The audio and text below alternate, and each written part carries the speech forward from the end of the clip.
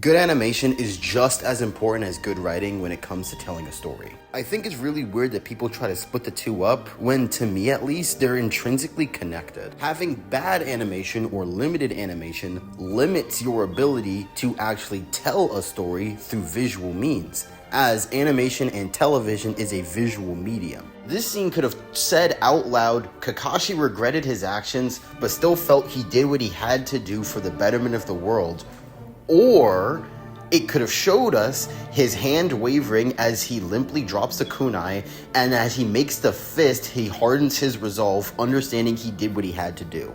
Visual storytelling that can only be done with good animation. It would not be nearly as good if they just told us, because that's less interesting. The show Arcane uses artistic contrast to make you understand what Isha is about to do and make you feel sad for what's about to happen by building up a contrast between the bright past Isha and Jinx had versus their grim present.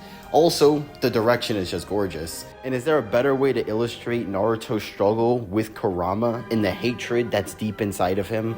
The writing of any given series is important, right? Shows like Attack on Titan are beautifully written, but the way they are adapted and the way they choose to visually show certain storytelling beats does affect the story and can drastically make the story better or make it worse. So even if they're telling the exact same story beat for beat, the way they can visually show you the shot composition, the lighting, which is a big issue people have with My Hero Academia, even though a lot of people really love the manga, they felt like the anime didn't adapt it in a way that looked particularly interesting. These things can affect stories even if they have good writing and affect them negatively. I feel like they are just as important because the visuals are also a part of storytelling. And for the last thing I'm going to say, in this study done by Albert, I can't pronounce your last name, I'm sorry, a researcher in body language, he broke down that most of what we gain when we speak to people in our day-to-day lives is through body language. Approximately 55% of the information we get out of conversations is visual.